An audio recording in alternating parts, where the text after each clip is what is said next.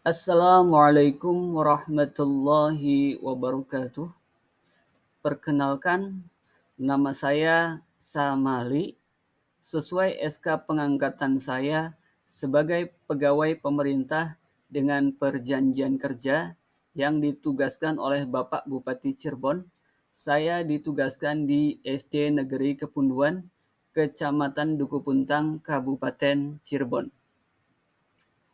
Pada kesempatan ini, saya akan menyampaikan laporan hasil orientasi P3K SD Negeri Kepunduan tahun 2023 yang di dalamnya terdapat rencana aksi saya untuk 3 tahun ke depan sesuai dengan perjanjian kontrak kerja saya.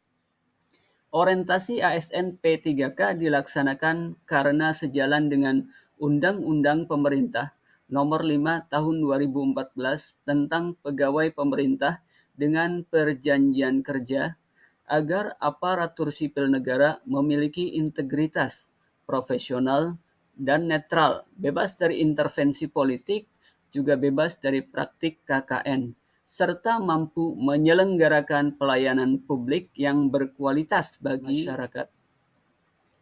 Nilai dan etika pemerintah Kabupaten Cirebon. Visi Kabupaten Cirebon yaitu terwujudnya Kabupaten Cirebon yang berbudaya, sejahtera, agamis, maju, dan aman. Adapun misi Kabupaten Cirebon, yang pertama berbudaya. Mewujudkan masyarakat Kabupaten Cirebon yang menjunjung tinggi dan melestarikan nilai-nilai budaya, tradisi, dan adat istiadat. Yang kedua, sejahtera.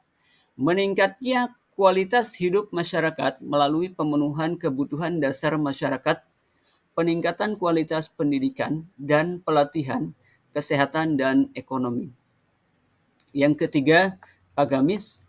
Meningkatnya kualitas kehidupan masyarakat Kabupaten Cirebon yang senantiasa menerapkan nilai agama, budi pekerti, dan santun beretika. Yang keempat, maju. Meningkatnya produktivitas masyarakat untuk lebih maju dan unggul, sehingga menambah daya saing di pasar internasional dan regional yang didukung oleh peningkatan kapasitas aparatur pemerintah daerah. Aman. Yang kelima, aman. Memelihara keamanan dan ketertiban umum untuk mewujudkan kondusivitas daerah guna mendukung terciptanya stabilitas nasional. Struktur organisasi dan tata kerja pemerintah daerah Kabupaten Cirebon. Sesuai dengan peraturan Bupati nomor 1 tahun 2023, pimpinan yang pertama adalah Bupati Cirebon.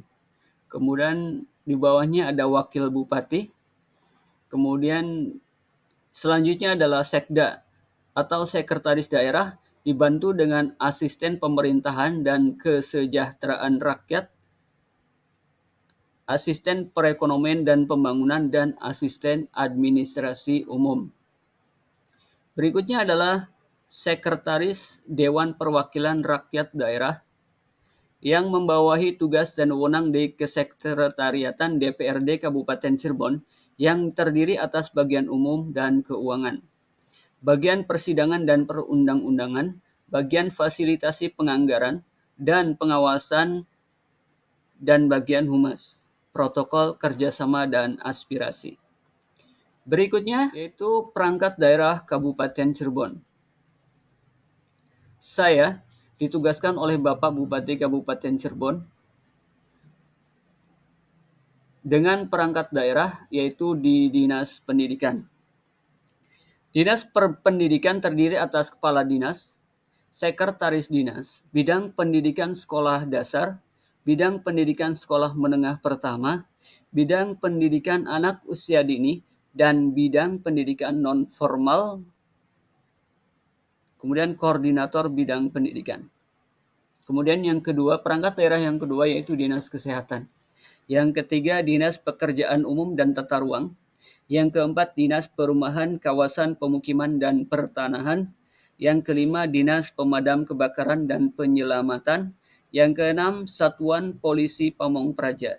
yang ke-7 Dinas Sosial, yang ke-8 Dinas Ketenagakerjaan, yang ke-9 Dinas Pengendalian Penduduk, Keluarga Berencana, Pemberdayaan Perempuan dan Perlindungan Anak, ke-10 Dinas Lingkungan Hidup, ke-11 Dinas Kependudukan dan Pencatatan Sipil, yang ke-12 Dinas Perhubungan, yang ke-13 Dinas Komunikasi dan Informatika, yang keempat Dinas Kebudayaan dan Pariwisata, yang ke-15 Dinas Pemuda dan Olahraga, yang ke-16 Dinas Pertanian, yang ke-17 Dinas Ketahanan Pangan dan Perikanan, yang ke-18 Dinas Perdagangan dan Perindustrian, yang ke-19 Dinas Koperasi dan Usaha Kecil dan Menengah, yang ke-20 Dinas Kearsipan dan Perpustakaan, yang ke-21 Dinas Penanaman Modal dan Pelayanan Terpadu Satu Pintu,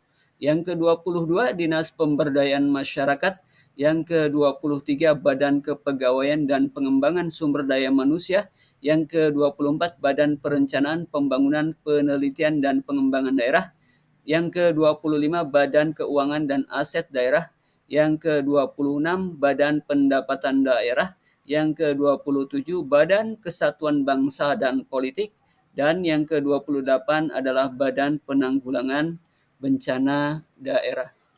Manajemen Kepegawaian dan Penilaian Kinerja P3K. Definisi P3K sesuai Undang-Undang Nomor 5 Tahun 2014 tentang ASN. P3K adalah warga negara Indonesia yang memenuhi persyaratan tertentu yang diangkat berdasarkan perjanjian kerja untuk jangka waktu tertentu dalam rangka melaksanakan tugas pemerintahan. Manajemen P3K meliputi penetapan kebutuhan P3K, pengadaan P3K, pengangkatan menjadi P3K, perjanjian kerja, pengembangan kompetensi, dan pemberian penghargaan disiplin P3K, pemutusan hubungan kerja, cuti P3K, dan perlindungan P3K. Penilaian kinerja P3K. Penilaian kinerja P3K sebagaimana dilakukan berdasarkan perjanjian kerja di tingkat individu dan tingkat unit atau organisasi dengan memerhatikan target, sasaran, hasil, manfaat yang dicapai, dan perilaku pegawai. Hasil penilaian kinerja P3K dimanfaatkan untuk menjamin objektivitas, perpanjangan perjanjian kerja, pemberian tunjangan, dan pengembangan kompetensi. P3K yang dinilai oleh atasan dan tim penilai kinerja P3K. Jika tidak mencapai target kinerja yang telah disepakati dalam perjanjian kerja, maka diberhentikan dari P3K. Nilai dan etika unit kerja saya SD Negeri Kepunduan.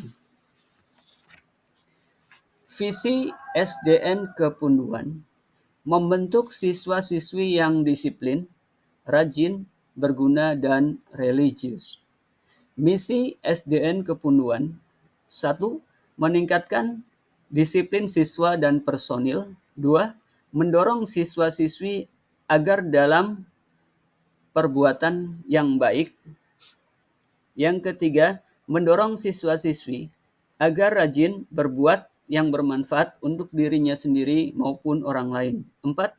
Mendorong siswa-siswi untuk mendalami ilmu agama di sekolah dan di luar sekolah serta mengamalkannya. Yang kelima, meningkatkan kerukunan, kesejahteraan, dan persaudaraan antar personil.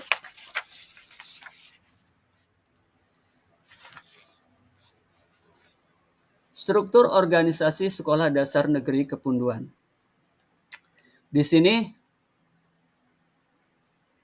ada Bapak Kepala Sekolah pimpinan tertinggi di sekolah kami, yaitu Bapak Asep Rohmat SPD MM. Kemudian di sampingnya ada komite sekolah, Ibu Mastiah. Kemudian ada bendahara, Ibu Juju Junaini SPD. Guru kelas 1, Ibu Haryani SPD. Guru kelas 2A, Ibu Rustini SPD. Guru kelas 2B, Ibu Atin Supriyatin SPD. Guru kelas 3, Ibu Erni Wahyuni SPD. Dan saya sendiri bertugas menjadi guru kelas 4. Kemudian guru kelas 5, Ibu Kayanti SPD SD. Guru kelas 6, Ibu Hajah Indra Gumanti SPD SD. Guru Pendidikan Agama Islam, Ibu Fauzah Novianti SPDI. Kemudian guru penjas atau olahraga, Ibu Juju Junaini SPD. Kemudian operator sekolah, Ibu Endah Suwarni. Kemudian penjaga sekolah, Nabilatul Kusna, di bawahnya siswa-siswi. Saya sebagai guru kelas 4 bertugas merencanakan pembelajaran atau pembimbingan, kemudian melaksanakan pembelajaran atau pembimbingan, kemudian menilai hasil pembelajaran atau pembimbingan.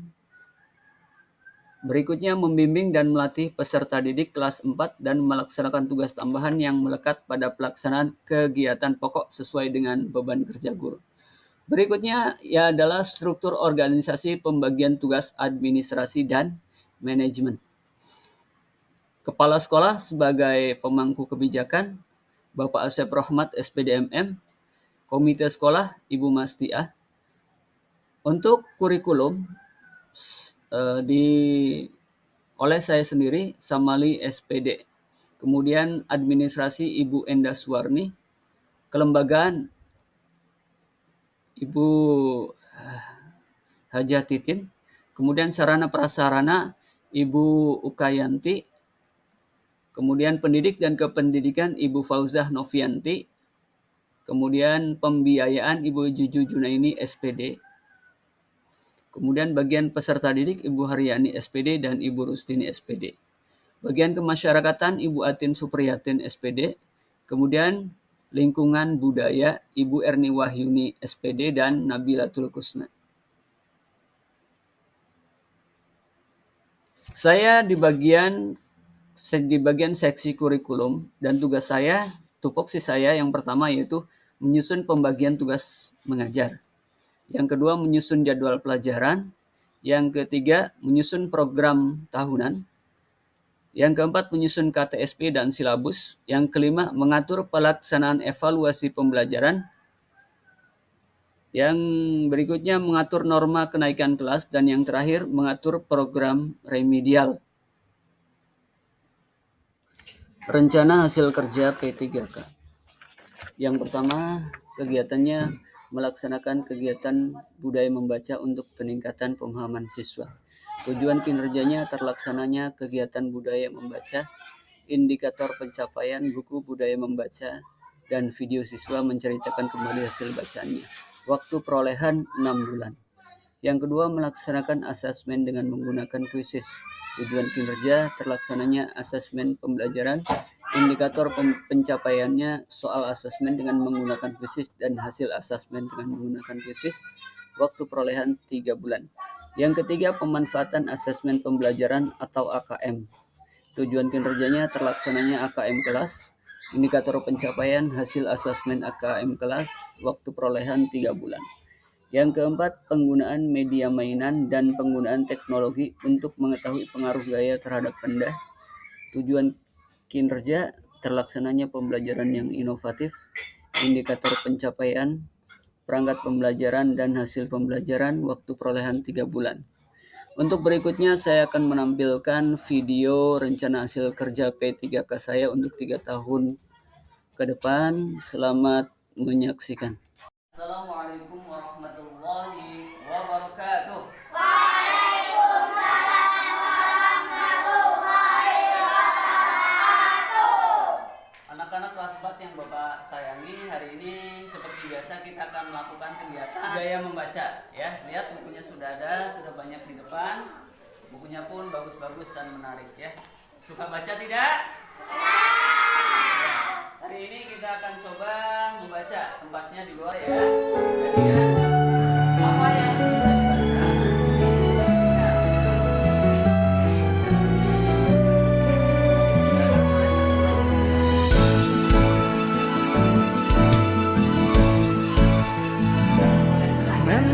membaca kebutuhan kita, membaca jendela dunia, jati diri setiap bangsa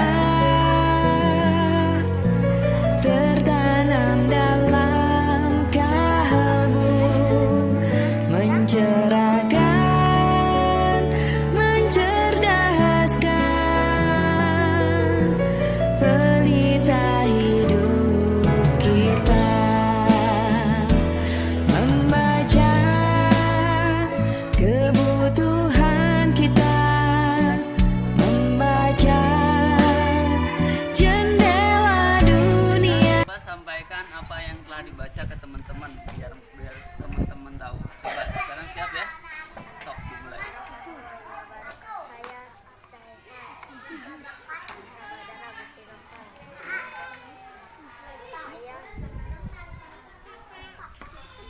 Saya suka bermain bola. Ayah suka menggambar. Ibu suka berkebun. Kakak suka menari. Adik suka menggambar. Nenek suka berkebun, menjahit. Kakek suka membatik. Ya, masuk dulu Mas. Assalamualaikum. Assalamualaikum warahmatullahi wabarakatuh. Ya, kasih tepuk tangan. Assalamualaikum Waalaikumsalam. warahmatullahi wabarakatuh. Saya akan membawakan cerita tentang kegiatan di tendaku. Ya, bagus. Hari pertama liburan, Gilang mengajak Adi untuk mendirikan tenda. Mereka berdua memilih membangun tenda di kebun belakang rumah Gilang. Karena kebun itu cukup luas dan aman karena terdapat pagar di sekelilingnya. Ya, boleh kasih tepuk tangan. Bagus ya. Terima kasih anak-anak sekalian, hari ini kita sudahi untuk budaya membacanya ya. Seru tidak membacanya? Seru. Kalian sudah berani kasih tepuk tangan. Ya. Mudah-mudahan apa yang kita dapat, kita paham, apa yang kita baca dapat kita pahami. Bapak akhiri, Assalamualaikum warahmatullahi wabarakatuh. Waalaikumsalam warahmatullahi wabarakatuh.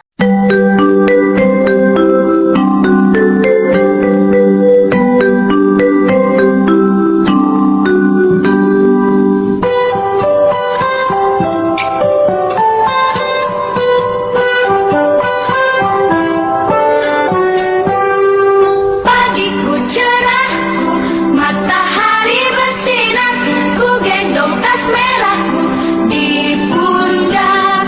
Selamat pagi semua, ku nantikan dirimu di depan kelasmu, menantikan.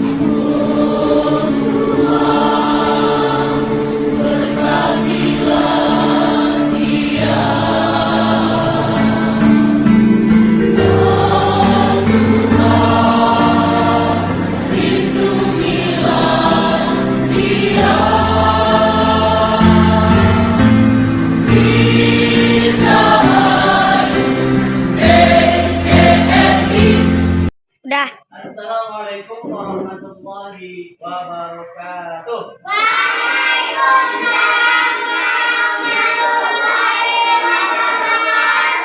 Bagaimana kabar semuanya? Ya. Yang tidak masuk, siapa yang tidak masuk? Tidak ada. Ya. Ya. Hari ini ya, minggu yang Ya, kita sudah belajar tentang gaya. Hari ini kita fokus lagi. Namun sebelum kita belajar, mari kita sama-sama berdoa. Siap belum? Ya. 1, 2, 3.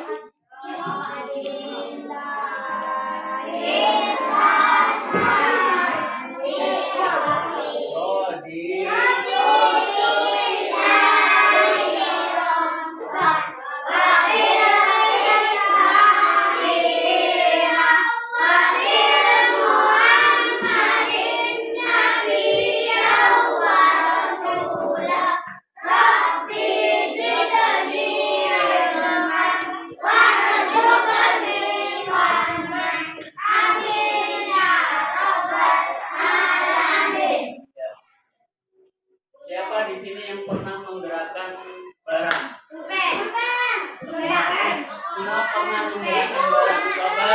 Sekarang Bapak mau nanya, Umam, pernah menggerakkan apa Umam?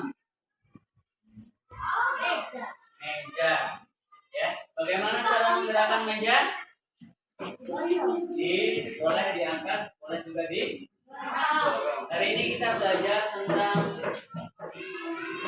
percobaan pengaruh gaya terhadap benda. Tujuannya adalah setelah siswa melakukan percobaan, siswa bisa menganalisa, siswa bisa mengetahui apa itu gaya, ya. Apa itu pengaruh gaya terhadap benda, dan melalui percobaan juga siswa dapat mempresentasikan. Jadi setelah mengerjakan percobaan, anak-anak maju. Ya. Ada yang tahu bagaimana cara benda ini bisa digerakkan? Ya, kemudian lihat yang pertama diangkat, ternyata benda itu berat.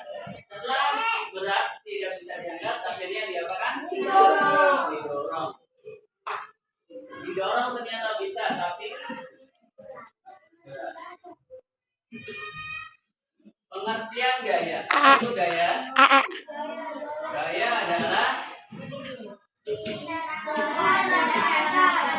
dalam bentuk tarikan atau ingat-ingat ya, fokus. Jadi gaya adalah tarikan atau alat ukur gaya adalah dinamo. Macam-macam gaya, ada gaya otot, gaya gesek, gaya gas, gaya listrik, dan gaya. Nah, tadi sudah dijelaskan kalau diangkat berat tidak kuat maka didorong pun masih kuat. Kira-kira agar kontainer itu lebih gampang diapakan? Dikasih roda. Ya. Di sini kita akan fokus. Pengaruh gaya terhadap benda diantaranya adalah membuat benda diam menjadi bergerak, kemudian bergerak menjadi mempercepat gerak benda dan merubah arah benda, mempengaruhi bentuk benda. Dari awal sampai akhir kita sudah belajar tentang pengaruh gaya terhadap benda. Di sini seperti gambar. Yang pertama, tadi bola itu diam, kemudian bisa bergerak karena tarikan atau dorongan. Kemudian setelah itu ada yang kedua yang lagi main bulu tangkis. Ketika pemain bulu tangkis melakukan serven, nah kemudian yang lawannya yang menerima. Nah itu berarti mengubah arah benda yang tadinya mengarah ke lawan, akhirnya balik lagi ke tadi yang serven. Kemudian yang ketiga, di situ ada anak yang sedang main botol plastik itu ketika botol plastik itu diputar atau diremas, maka botol itu akan mengubah benda.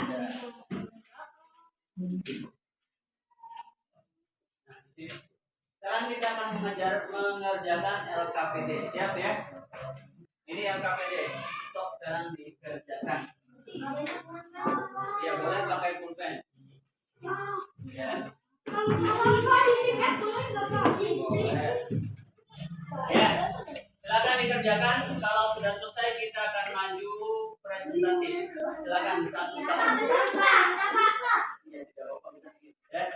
Ya, sekarang kalau sudah selesai silakan maju. Satu perwakilan satu. Ayo.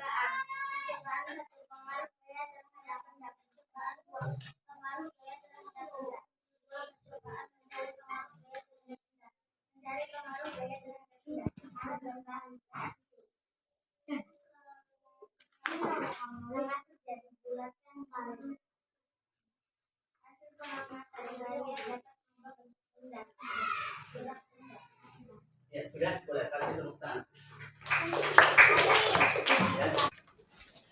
Setelah mengikuti orientasi ASN P3K diharapkan dapat membentuk ASN sesuai core value, yaitu ASN berakhlak, meningkatkan kinerja. ASN P3K meningkatkan pengetahuan tentang nilai-nilai dan etika dalam pemerintahan Kabupaten Cirebon dan mampu mengaktualisasikan di dalam kehidupan sehari-hari dan di tempat tugas.